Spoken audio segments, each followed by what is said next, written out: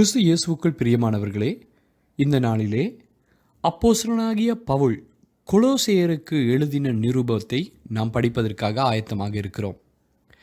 இந்த நாளிலே நாங்கள் கொலோசேயனுடைய அறிமுகத்தையும் அத்தோடு கூட முதலாவது அதிகாரத்தின் ஒரு பகுதியையும் நாம் தியானிப்பதற்காக நாம் ஆயத்தமாவோம். இந்த கொலோசியருடைய ஆரம்பத்தை நாம் பார்க்கும்போது, இந்த கொலோசி பட்டணம் எங்கு இருந்தது என்று பார்த்தால், வேதாகமங்களிலே பின்னாலே இருக்கிற மெப்பை நீங்கள் எடுத்து பார்க்கலாம். இந்த கொலோசி பட்டணம் என்று சொல்லுகிற பட்டணம் எபேசு பட்டணத்திற்கு கிழக்கு பக்கத்திலே இருக்கிற கிட்டத்தட்ட 100 மைலுக்கு அப்பால் உள்ள ஒரு பட்டணமாக இந்த கொலோசி பட்டணம் கருதப்பட்டது. இந்த கொலோசி பட்டணம் எபேசு பட்டணத்தைப் போலவே சிறு ஆசியா என்று சொல்லுகிற ஒரு பகுதியிலே அது அடங்கியிருந்தது. அந்த காலங்களிலே அதை சிறு ஆசியா என்று சொல்லுவார்கள், ஏசியா மைனர் என்று சொல்லுவார்கள். இன்றைக்கு அது டர்க்கி என்று சொல்லப்படுகிற நாடாய் இருக்கிறது. ஆகவே அந்த கொலோசி பட்டணமானது அது ஒரு தனி பட்டணமாக இல்லாமல் 3 பட்டணங்களோடு அது இணைந்து காணப்பட்டது. இல்லாவிட்டால் 3 பட்டணங்கள் சமீபமாக இருந்ததை நாம் வேதத்திலேயும் சரித்திரத்திலேயும் நாம் பார்க்கலாம். அதை குறித்து நாங்கள் 4வது அதிகாரத்திலே 13ஆம் வசனத்தை நாங்கள் வாசிக்கும் போது அதை குறித்து நாங்கள் ஒரு தெளிவை பெற்றுக்கொள்ளலாம். 4வது அதிகாரம், கொலோசியர் 4வது அதிகாரம் 13வது வசனத்திலே நாங்கள் பார்க்கலாம். இவன் உங்களுக்காகவும் லவோதிக்கேயருக்காகவும் ஏராப்பொலியருக்காகவும் மிகுந்த ஜாக்கிரதையுள்ளவனாய் இருக்கிறான் என்பதை குறித்து சொல்லுகிறார். அதே போல 2வது அதிகாரம் 1 வசனத்திலும் இன்னுமாக இந்த லவோதிக்கேயா என்ற பட்டணத்தை குறித்து வெளிப்படுத்தல் 3வது அதிகாரம் 4 22 வரை வாசிக்கும் போது லவோதிக்கேயா சபை என்று சொல்லி அந்த இடத்துல குறிப்பிடப்பட்டுள்ளது. ஆகவே இவை 3மே சமீபமாக இருந்த, இல்லாவிட்டால் ஒரு ட்ரை நேஷன் என்று சொல்லுவார்கள், 3 சின்ன பட்டணங்கள் இணைந்த ஒரு பிரதேசம் என்று சொல்லலாம். அந்த 3 பிரதேசங்கள் தான், ஒன்று கொலோசி, 2வது எராப்போலி, 3வது லவோதிக்கேயா. ஆகவே இந்த 3 பகுதிகளும் ஒன்றோடு ஒன்று சேர்ந்து சமீபமாய் காணப்பட்ட பகுதிகள். ஆகவே இந்த நிருபங்கள் எழுதப்படும் போது அந்த 3 பகுதிகளிலும் வாசிக்கப்பட்டிருக்கலாம், இல்லாவிட்டால் அந்த 3 பகுதிகளையும் குறிக்கிற ஒரு காரியமாக இருக்கலாம். ஆகவே இந்த பட்டணத்திலே வாழ்ந்த அநேக ஜனங்கள் அவர்கள் புற மதத்தில் இருந்தவர்கள், அதாவது புற ஜாதிகள் என்று சொல்லுவார்கள், புற ஜாதிகளாக இருந்தார்கள். அது மட்டுமல்லாமல் அநேக நன்றாக பலம் வாய்ந்த, அதாவது சமுதாயத்தில் நல்ல ஒரு நிலைமையை வகித்த அநேக யூதர்கள் கூட வாழ்ந்த ஒரு பகுதியாக இருக்கிறது. ஆகவே இந்த பின்னணியில் இருந்துதான் ஜனங்கள் ரட்சிக்கப்பட்டார்கள். ஆகிலும் இந்த கொலேசு சபையானது எப்படி உருவானது, எப்பொழுது உருவானது என்ற சரியான தகவல்கள் நாங்கள் சரித்திர ரீதியாகவோ வேத ரீதியாக கண்டுபிடிக்க முடியாது. ஆனால் சிலருடைய கருத்தின்படி சில நேரங்களிலே எப்பாப்ரா, நாங்கள் அதை குறித்து படிப்போம், அவரை குறித்து படிப்போம். 7வது வசனத்திலே, 1ஆம் அதிகாரம் 7ஆம் வசனத்திலே எப்பாப்ராவினிடத்தில் நீங்கள் கற்றறிந்திருக்கிறீர்கள் என்று சொன்னார்களே. ஆகவே சில நேரம் எப்பாப்ராவாக இருக்கலாம், இல்லாவிட்டால் பவுல் தான் போன பயணங்களிலே மூலமாக எபேசுவிலே ஏற்பட்ட எழுப்புதலின் விளைவாக நாங்கள் இந்த சுவிசேஷம் கொலோசிக்கு போயிருக்கலாம். ஆகிலும் அதோட உறுதி காணப்படவில்லை, அதனுடைய உறுதி இல்லை. அதே போல இந்த நிருபத்தை பரிசுத்த பவுல் எழுதினது எங்கே என்பது ஒரு ஆச்சரியமான காரியம். அதாவது நாங்கள் ஏற்கனவே பிலிப்பினுடைய நிருபங்களை படிக்கும்போது, எபேசிய நிருபங்களை படிக்கும்போது உங்களோடு நான் இவற்றை குறித்து சொன்னேன். சிறைச்சாலையிலிருந்து, அதாவது ரோம சிறைச்சாலையிலிருந்து அப்போஸ்தலர் 28:16 நீங்கள் வாசித்தால், அப்போஸ்தலர் 28:16 நீங்கள் வாசித்து பார்க்கும்போது, பரிசுத்த பவுல் ரோம சிறைச்சாலையிலே சிறை கைதியாக இருந்த போது அவர் எழுதின 4 நிருபங்கள் உண்டு.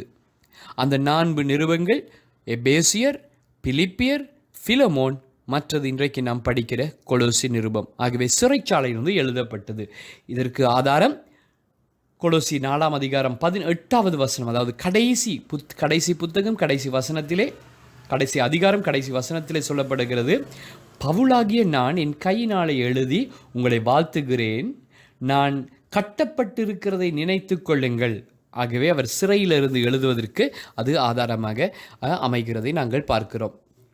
இப்பொழுது நாங்கள் இந்த நிருபம் எழுதப்படுவதற்கான நோக்கம், காரணம் என்னவென்று நாங்கள் கொஞ்சம் அவதானிப்போம். என்றால் அதை நாம் புரிந்து கொண்டால்தான் இந்த புத்தகத்தினுடைய நோக்கத்தை நாமும் புரிந்து கொண்டு அவர் என்ன நோக்கத்தோடு எழுதினார் என்ற அடிப்படையிலே அதை நாம் விளங்கி நாம் வாசிக்க படிக்க கூடியதாக இருக்கும்.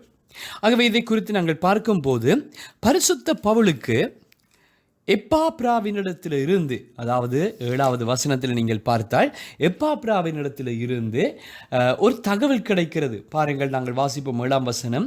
அதை எங்களுக்கு பிரியமான உடன் வேலையாலும் உங்களுக்காக கிறிஸ்துவின் உண்மையான ஊழியக்காரனுமாய் இருக்க எப்பாப்ராவினிடத்தில் நீங்கள் கற்றறிந்திருக்கிறீர்கள். ஆவிக்குள்ளான உங்கள் அன்பையும் அவனே எங்களுக்கு தெரியப்படுத்தினான்.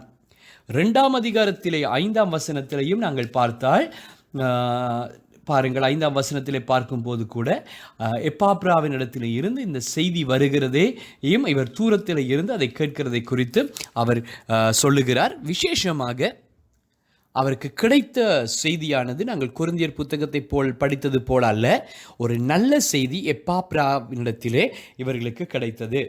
அதாவது அந்த சபையை குறித்த ஒரு நல்ல செய்தி தான் கிடைத்தது. ஆகவே அதிகமான தகவல்கள், அதிகமான செய்திகள் எப்பாப்ராவினிடத்திலே இருந்து ஃபர்ஸ்ட் ஹேண்டாக இல்லாவிட்டால் முதலாவதாக அவர் அங்கே நடக்கும் காரியங்களை அவர் அறிவித்திருக்கிறார். ஆகிலும் அந்த சபைக்கு பரிசுத்த பவுல் இதை எழுதுவதற்கு பிரதானமான 2 காரியங்கள், 2 தலைப்பாக நான் பிரித்து உங்களோடு பேச விரும்புகிறேன். முதலாவது, இவர்கள் பாவத்திலே விழுந்து பின்மாற்றம் அடைந்து மறுபடியும் புற மார்க்கத்துக்குள் போய்விடாத படிக்கு இவர் பரிசுத்த பவுல் எழுதுகிறதை பார்க்கிறோம். முதலாவது காரியம், அவர்கள் வீழ்ச்சி அடைந்து சபையானது மறுபடியும் விழுந்து அவர்கள் பின்மாற்றம் அடைந்து அவர்கள் அந்நிய காரியங்களுக்குள் போய் சிக்கிக்கொள்ளாதபடிக்கு அவர் எழுதுகிறதை நாங்கள் பார்க்கிறோம். அதை 1வது அதிகாரம் 21 முதல் 23 வரைக்குமான வசனங்களில் நாங்கள் பார்க்கலாம். முன்னே அந்நியரும் துர்க்கியர்களினாலே மனதிலே சத்துருக்களாயிருந்த உங்களையும் பரிசுத்தராகவும் குற்றமற்றவர்களாகவும் கண்டிக்கப்படாதவர்களாகவும் தமக்கு முன்னே நிறுத்தும்படி அவருடைய மாம்ச சரீரத்தில் அடைந்த மரணத்தில் இப்பொழுது ஒப்புரவாக்கினார். நீங்கள் கேட்ட சுவிசேஷத்தினாலே உண்டாகும் நம்பிக்கையை விட்டு அசையாமல் ஸ்திரமாய் உறுதியாய் விசுவாசத்திலே நிலைத்திருப்பீர்களானால் அப்படியாகும். அந்த சுவிசேஷம் வானத்தில் கீழிருக்கிற சகல சிருஷ்டிகளுக்கும் பிரசங்கிக்கப்பட்டு வருகிறது. அதற்கென்றே பவுலாகிய நான் ஊழியக்காரனான ஆனேன். ஆகவே பவுல் இந்த இடத்திலே சொல்லுகிறார், நீங்கள் விழுந்து போகாதபடி நீங்கள் உறுதியாக இருக்க வேண்டும் என்று அவர் சொல்லுகிறார். ஆகவே பரிசுத்த பவுல் 2 ஆபத்துக்களை கண்டுதான் எழுதுகிறார் என்று நாங்கள் இவற்றை வைத்து நாங்கள் அவதானிக்க முடியும். இதை 3ஆம் அதிகாரம் 5ஆம் வசனத்தில் இருந்து வாசித்தாலும் பாருங்கள், 3ஆம் அதிகாரம் 5ஆம் வசனம். ஆகையால் விபச்சாரம், அசுத்தம், மோகம், துர்ரிச்சை, விக்கிர ஆராதனையான பொருளாசை ஆகிய இவைகளை பூமியிலே உண்டு பண்ணுகிற உங்கள் அவயவங்களை அழித்து போடுங்கள். இவைகளின் பொருட்டே கீழ்ப்படியாமையின் பிள்ளைகள் மேல் தேவ கோபாக்கினை வரும். நீங்களும் முற்காலத்தில் அவர்களுக்குள்ளே சஞ்சரித்த போது அவைகளை செய்து கொண்டு வந்தீர்கள். இப்பொழுதோ கோபமும் மூர்க்கமும் பொறாமையும் உங்கள் வாயில் பிறக்கலாகாத தூஷணமும் வம்பு வார்த்தைகளும் ஆகிய இவைகளை எல்லாம் விட்டு விடுங்கள். ஒருவருக்கொருவர் பொய் சொல்லாதிருங்கள். பழைய மனுஷனையும் அவன் செய்கைகளையும் களைந்து போட்டு.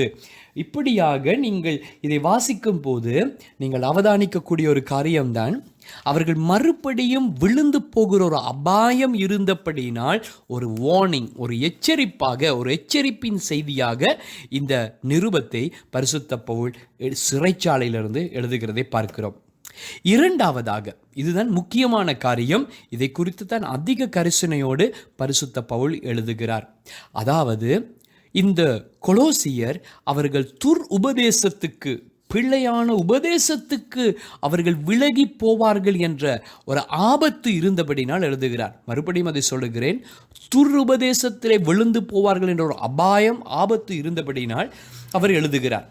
இதுதான் 2வது காரியம். ஆனால் அந்த 2வது காரியத்துக்குள்ளே நான் அதை 4 பகுதிகளாக பிரித்து, இந்த துருபதேசங்கள் என்ன என்பதை 4 காரியங்களாக உங்களுக்கு காட்டுகிறேன். இந்த 4 காரியங்களை மனதில் வைத்துத்தான் பவுல் இந்த நிருபத்தை அவர் எழுதி கொண்டு வருகிறார்.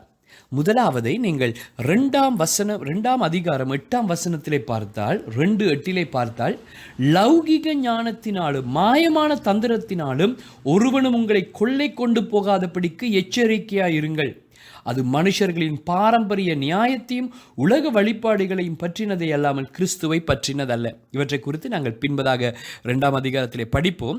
ஆனால் சுருக்கமாக இதை சொல்லுவோம் என்றால், அதாவது philosophies of men அப்படின்னு சொல்லுவார்கள். அதாவது மனுஷர்களுடைய லௌகிக ஞானங்கள், அதாவது மனுஷர்களுடைய பாரம்பரிய நியாயம்.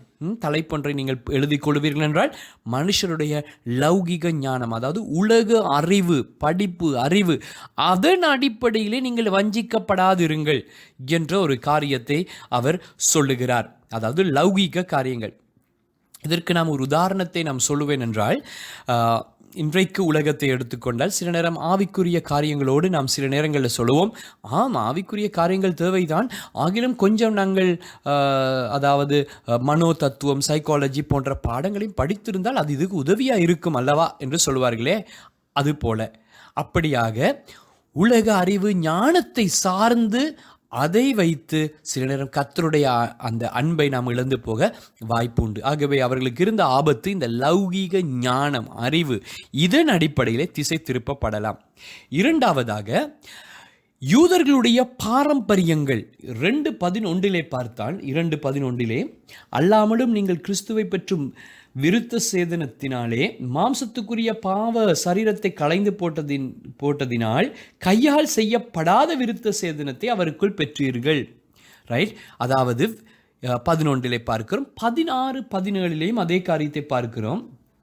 ஆகையால் போஜனத்தையும் பானத்தையும் குறித்தாவது, பண்டிகை நாளையும் மாத பிறப்புகளையும் ஓய்வு நாளை குறித்தாவது ஒருவனும் உங்களை குற்றப்படுத்தாதிருப்பானாக. அவைகள் வருங்காரியங்களுக்கு நிழலாயிருக்கிறது, அவைகளின் பொருள் கிறிஸ்துவை பற்றினது. ஆகவே அந்த காலங்களிலே யூதர்களுடைய பல படிப்பினைகள், டீச்சிங்ஸ், பல படிப்பினைகள் வந்தது. அதாவது இவர்கள் புறஜாதிகள், ரட்சிக்கப்பட்டிருக்கிறார்கள், சபையாக இருக்கிறார்கள். ஆனால் யூதர்கள் குழப்பிக் கொண்டிருந்தார்கள். எப்படி என்று சொன்னால், அந்த போஜனத்தை நீங்கள் சாப்பிடக்கூடாது, பண்டிகை நாள் இதை நீங்கள் ஆசரிக்க வேண்டும், இந்த மாத பிறப்பை நீங்கள் ஆசரிக்க வேண்டும், அந்த ஓய்வு நாளை நீங்கள் கடைபிடிக்க வேண்டும். இப்படியாக பல யூத கலாச்சாரங்களை, பாரம்பரியங்களை கொண்டு வந்து, சடங்காச்சாரங்களை கொண்டு வந்து புகுத்த பார்த்தார்கள். அது இவர்களை வழி தவற விடலாம், இவர்களை பிழையான உபதேசத்துக்குள் போய்விடலாம் என்ற ஒரு அச்சுறுத்தல் இருந்தபடினால் பவுல் இதை எழுதுகிறார். மூன்றாவது, இதைவிட ஒரு பயங்கரமான காரியம் 18 வாசித்தால் பாருங்கள். 18 நாங்கள் வாசிக்கும் போது 2ஆம் அதிகாரம் 18-19 வாசித்தால், கணுக்களாலும் கட்டுகளாலும் உதவி பெற்று இணைக்கப்பட்டு தேவ வளர்ச்சியாய் வளர்ந்தேறுகிற சரீரம் முழுவதையும் ஆதரிக்கிற தலையை பற்றி கொள்ளாமல் மாயமான தாழ்மையிலும் தேவ தூதர்களுக்கு செய்யும் ஆராதனையிலும் விருப்பமுற்று காணாதவைகளில் துணிவாய் நுழைந்து தன் மாம்ச சிந்தனையினாலே வீணாய் இருமாப்பு கொண்டிருக்கிற எவனும் உங்கள் பந்தய பொருளை நீங்கள் இழந்து போகாதபடிக்கு உங்களை வஞ்சியாதபடிக்கு பாருங்கள், வஞ்சியாதிருக்க பாருங்கள் என்று அவர் சொல்லுகிறதை பார்க்கிறோம். ஆகவே இந்த இடத்திலே தேவ தூதர்களுக்கு செய்யும் ஆராதனை, அந்த காலங்களிலே வந்த ஒரு புதிய நவீன உபதேசம்தான், தூதர்களுக்கும் நாங்கள் ஆராதனை செய்யலாம், ஏஞ்சல்ஸை வர்ஷிப் பண்ணலாம் என்ற ஒரு உபதேசமும் அந்த காலங்களிலே வந்தது. ஆகவே இவற்றிற்கு நீங்கள் ஜாக்கிரதையாக இருக்க வேண்டும். மாயமான தாழ்மை, தூதர்களுக்கு நாம் பணிந்து கொள்வது போன்ற காரியங்கள். 20-ஆம் வசனத்திலிருந்து 23ஆம் வசனம் வரைக்கும் 2ஆம் அதிகாரத்திலே, 2ஆம் அதிகாரத்தை தான் பார்த்து வருகிறோம். 2ஆம் அதிகாரத்திலே 20 முதல் 23 வசனம் வரை வாசித்தால், நீங்கள் கிறிஸ்துவுடனே கூட உலகத்தின் வழிபாடுகளுக்கு மரித்ததுண்டானால் இன்னும் உலக வழக்கத்தின்படி பிழைக்கிறவர்கள் போல மனுஷனுடைய கற்பனைகளின்படியும் போதனைகளின்படி நடந்து தொடாதே, ருசி பாராதே, தீண்டாதே என்கிற கட்டளைகளுக்கு உட்படுகிறது என்ன? இவைகளெல்லாம் அனுமதிக்கிறதினாலே அழிந்து போகுமே.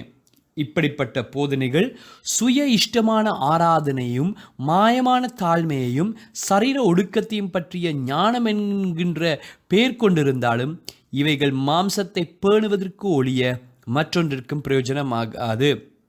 என்ன சொல்லப்படுகிறது? மாம்சத்தை பேணுகிற உபதேசங்கள்.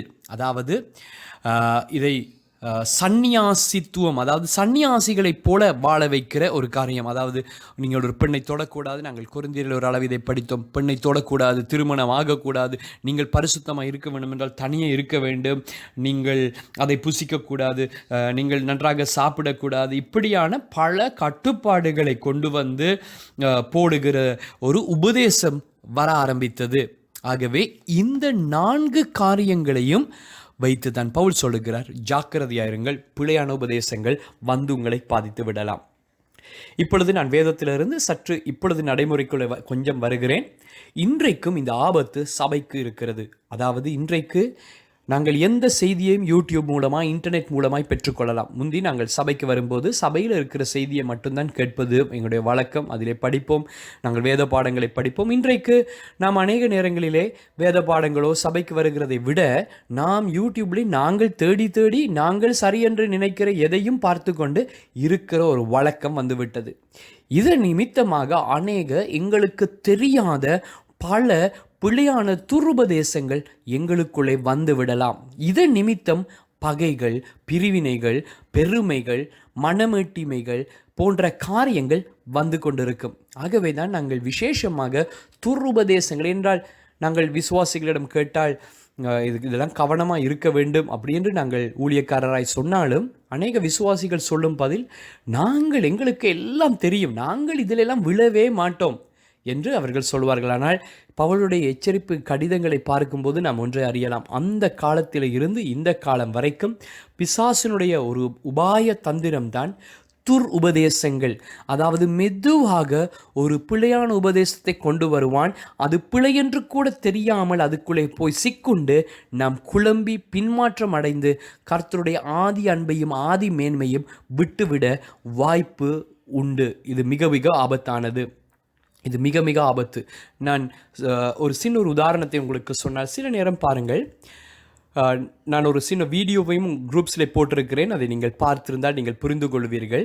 அநேக நேரத்தில் நாங்கள் சில நேரம் சொல்லுவோம், இந்த செய்தி நல்லா இருக்கிறது என்று. நான் சில நேரம் ஒரு ஊழியக்காரருடைய பேரை கூட சொல்லலாம்.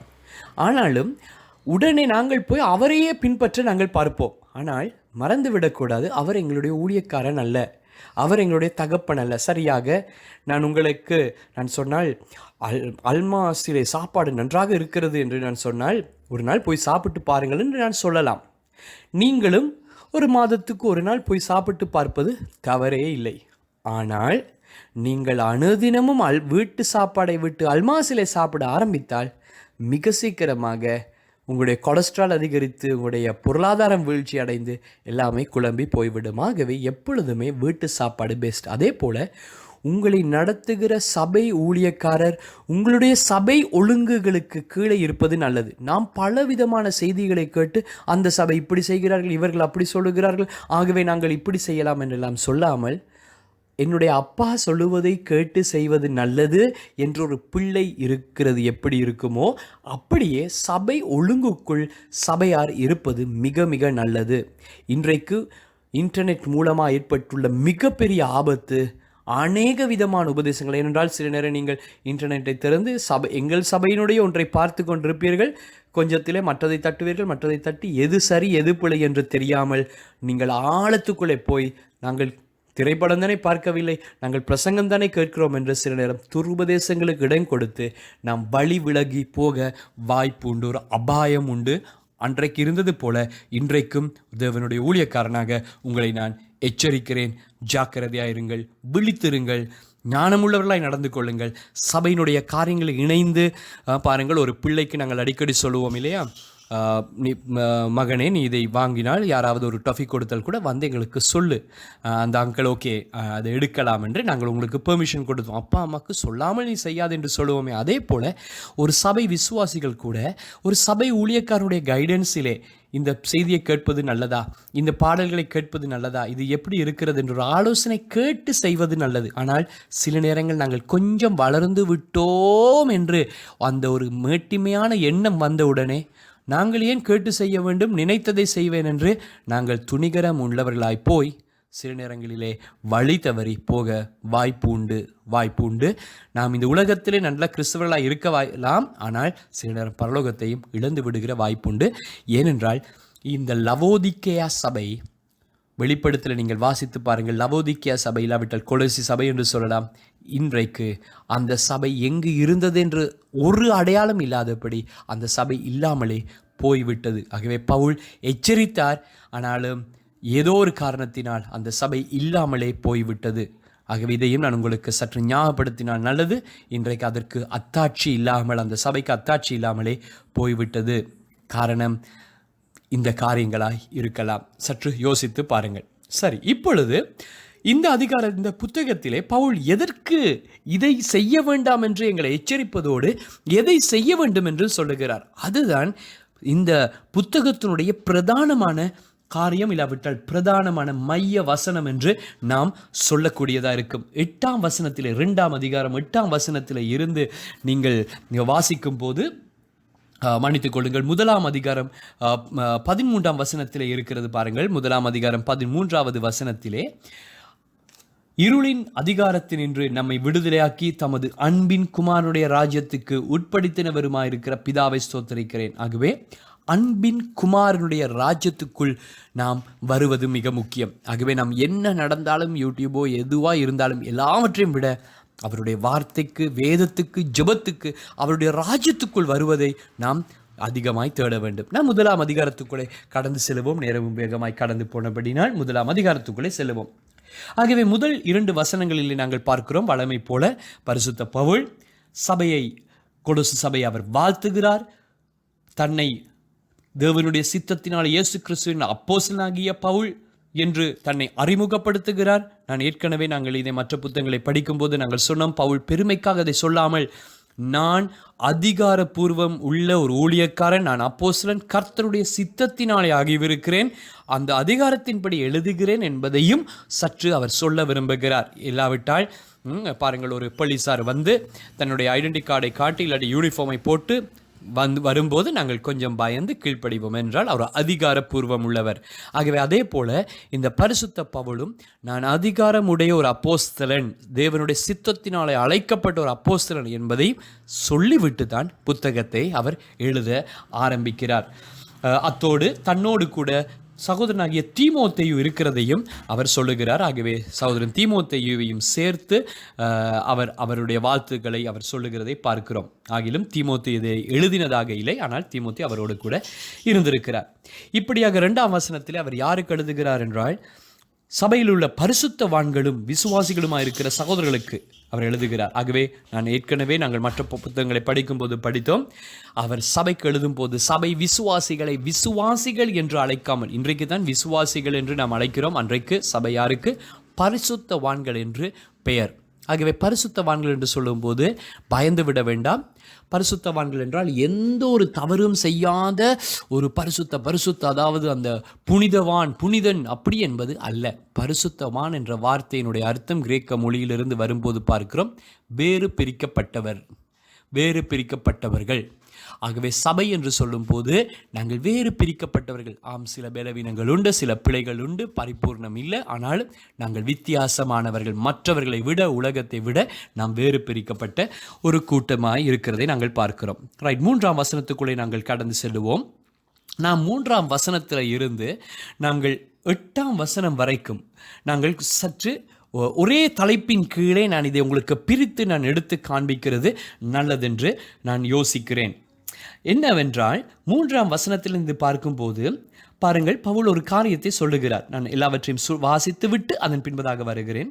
கிறிஸ்து இயேசுவின் மேலுள்ள உங்கள் விசுவாசத்தையும் பரிசுத்தவான்கள் எல்லார் மேலும் உங்கள் அன்பையும் குறித்து நாங்கள் கேள்விப்பட்டு, பரலோகத்தில் உங்களுக்காக வைத்திருக்கிற நம்பிக்கை நிமித்தம் நம்முடைய கர்த்தராகிய இயேசு கிறிஸ்துவின் பிதாவாகிய தேவனுக்கு ஸ்தோத்திரம் செலுத்தி எப்பொழுதும் உங்களுக்காக வேண்டுதல் செய்கிறோம். ஆகவே இந்த வசனங்களிலே தான் இந்த சபைக்காக ஸ்தோத்திரம் பண்ணி ஜெபிப்பதை அவர் காட்டுகிறார். ஆகவே நாங்கள் எதற்காக ஜெபிக்கிறார், எதற்காக ஸ்தோத்திரம் பண்ணுகிறார் என்பதைத்தான் இப்பொழுது நாங்கள் இந்த அதிகாரத்தில் படிக்கப் போகிறோம். 6ஆம் வசனத்திலே, அந்த நம்பிக்கை குறித்து நீங்கள் முன்னமே சத்திய வசனமாகிய சுவிசேஷத்தினாலே கேள்விப்பட்டீர்கள். ஆகவே இங்கே வருகிற மிக முக்கியமான ஒரு பதம்தான் சத்திய வசனமாகிய சுவிசேஷம். ஆகவே இந்த சத்திய வசனமாகிய சுவிசேஷம் 6ஆம் வசனத்தில் அதைத்தான் பரிசுத்த பவுல் ஹைலைட் பண்ணி காட்டுகிறார். அந்த நம்பிக்கை, அந்த சத்திய வசனமாகிய சுவிசேஷத்தை நீங்கள் கேள்விப்பட்டதினால் ஏற்படும் சில காரியங்களை தான் அவர் பிரித்து பிரித்து எழுதுகிறார். அவற்றை ஒன்றன் பின் ஒன்றாக நான் வைத்து கொண்டு போகிறேன். அப்பொழுது உங்களுக்கு படிப்பதற்கு இலகுவாக இருக்கும். ஆனால் அதற்கு முன்பதாக பரிசுத்த பவுல் தன்னுடைய சபைக்காக ஸ்தோத்திரம் பண்ணி சபைக்காக ஜெபிக்கிறார். ஆகவே நாங்களும் தேவனுடைய பிள்ளைகளாக நமது சபைக்காக நாம் நன்றி செலுத்த, நமது சபைக்காக, அதாவது இப்போ கொலோசி என்றால் கொலோசி சபை, அதே போல் நாங்கள் இருக்கிற சபை, எங்களுக்கு நாங்கள் பங்கு பெறுகிற சபை குறித்து நாங்கள் நன்றி செலுத்துகிறவர்களாய் ஜெபிக்கிறவர்களாய் நாம் காணப்பட வேண்டும். இன்றைக்கு எங்களுடைய சபை குறித்து எங்களுக்கு ஒரு தேவனை ஸ்தோத்தரிக்கிற ஆண்டவரை நீர் எனக்கு கொடுத்த சபைக்காக நன்றி, இந்த ஜனங்களுக்காக நன்றி என்று நாம் ஸ்தோத்தரிக்க கடமைப்பட்டிருக்கிறோம். 3ஆம் வசனத்தில் இருந்து நான் பிரித்து உங்களுக்கு இந்த சுவிசேஷம் அது என்ன செய்கிறது என்பதை உங்களுக்கு கொஞ்சம் காட்டி கொடுக்க விரும்புகிறேன். 3ஆம் வசனத்திலே பார்த்தால், இயேசு கிறிஸ்துவின் மேல் உள்ள விசுவாசத்தையும் நாங்கள் கேள்விப்பட்டு. இந்த விசுவாசம் எப்படி வருகிறது? இந்த விசுவாசம் சுவிசேஷத்தினாலே வந்தது. ஏனென்றால் ஒருவர் சுவிசேஷத்தை அறிவிக்காவிட்டால் அவர்களுக்கு விசுவாசம் வராது என்பதை நாங்கள் ரோமருடைய புத்தகம் 10ஆம் அதிகாரத்திலே பார்க்கிறோம். ஆகவே இந்த விசுவாசம் எப்படி வந்திருக்கிறது?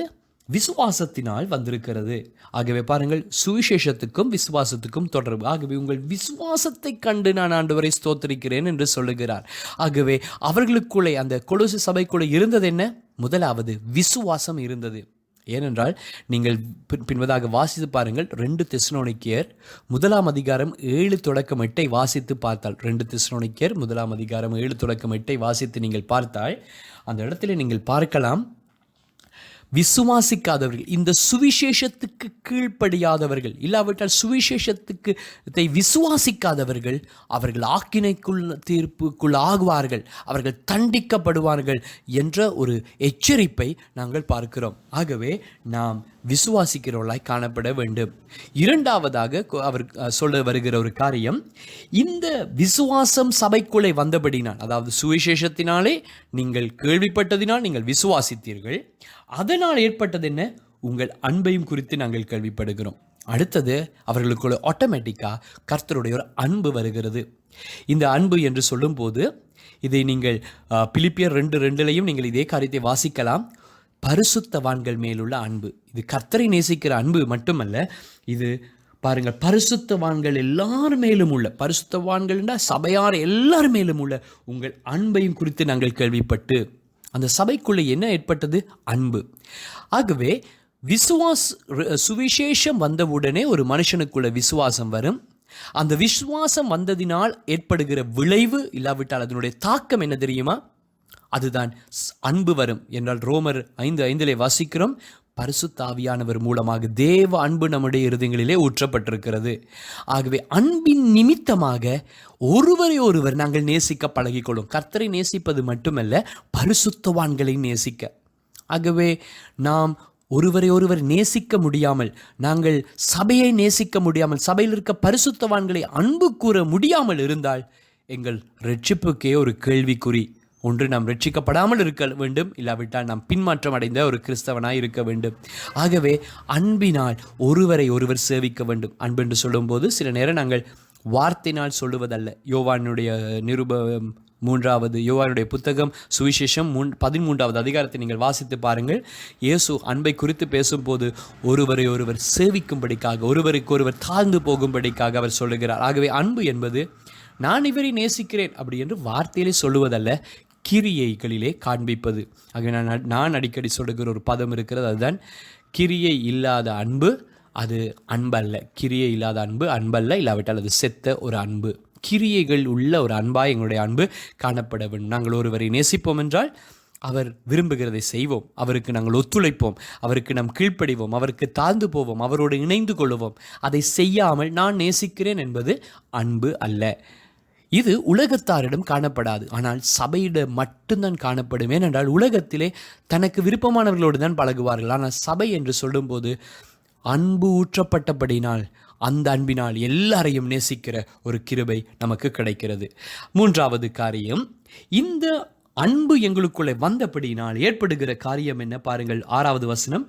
அந்த நம்பிக்கை குறித்து நாம் கேள்விப்பட்டிருக்கிறோம். பாருங்கள், அடுத்தது நம்பிக்கை. இந்த நம்பிக்கை என்ன? அந்த நம்பிக்கை தான் இயேசு கிறிஸ்துவனுடைய பிள்ளைகளாக நாம் மாறி ஒரு நாள் இயேசு வரும்போது நாம் அவரோடு கூட இருக்க போகிறோம். அவருடைய ராஜ்யத்துக்கு சுதந்திரவாளிகளாக நாம் இருக்க போகிறோம். இதுதான் நம்பிக்கை. இந்த நம்பிக்கையிலே நாம் ஆறுதல் அடையலாம். என்னவென்றால் இந்த உலகத்திலே சில நேரம் பாடுகள், வேதனைகள், கஷ்டங்கள் இருந்தாலும் எம்மொழுது நம்பிக்கை இந்த உலகம் அல்ல, மறு உலகமே. இன்றைக்கு உலகத்தினுடைய நியதி என்ன? இப்பொழுது வாங்குங்கள், பின்பதாக கட்டுங்கள். Buy now pay later. இப்பொழுது வாங்குங்கள், பிறகு கட்டுங்கள். அதுதான் சொல்வார்கள். இப்பொழுது நீங்கள் உடனே வாங்குங்க, நீங்கள் மெதுவாக கட்டலாம், இன்ஸ்டால்மெண்ட்டில் கட்டலாம், பின்பதாக கட்டலாம். ஆனால் கிறிஸ்தவத்தினுடைய நியதி தான், இப்பொழுது நீங்கள் கட்டுங்கள், பின்பதாக நீங்கள் ஆசீர்வதிக்கப்படுங்கள், பெற்றுக்கொள்வீர்கள். ஆகவே இப்பொழுது நாங்கள் அனுபவிக்கிறோம், கஷ்டங்கள் அனுபவிக்கிறோம், நாங்கள் ஆண்டோடைய சமூகத்தில் நிற்க வேண்டி இருக்கிறது, நாங்கள் பாடுகளூடாக போக வேண்டி இருக்கிறது. ஆனால் பரிசுத்த பவுல் கொரிந்தியர் புத்தகத்தில் சொல்லுகிறது போல ஈடு இணையில்லாத மகிமை அதனால் நமக்கு வந்துடுமே. ஆகவே கிறிஸ்தவனுடைய வாழ்க்கை, இதை ஞாபகம் வைத்துக் கொள்ளுங்கள், கிறிஸ்தவனுடைய வாழ்க்கை எப்பொழுதும் பரலோக சிந்தை உள்ளதாய் இருக்கும். கிறிஸ்தவனுடைய வாழ்க்கை பரலோக சிந்தை உள்ளதாய், அதாவது எப்படியாவது இன்றைக்கு இந்த பொருளை வாங்க வேண்டும், எப்படியாவது இதை செய்ய வேண்டும் என்பதை விட, நான் நித்தியத்துக்கு போவதற்கு இது தடையாக இருக்குமா, நித்தியத்துக்கு போவதற்கு இது பிரயோஜனமாக இருக்குமா என்று சிந்திக்க ஆரம்பிப்போம். ஆகவே நாங்கள் இந்த சுவிசேஷத்தினாலே பாருங்கள், எங்களுக்கு அன்பு கிடைத்தது. அது மட்டுமில்லை, விசுவாசம் கிடைத்தது. அந்த விசுவாசத்தினால் அன்பு எங்களுக்குள்ளே வந்தது.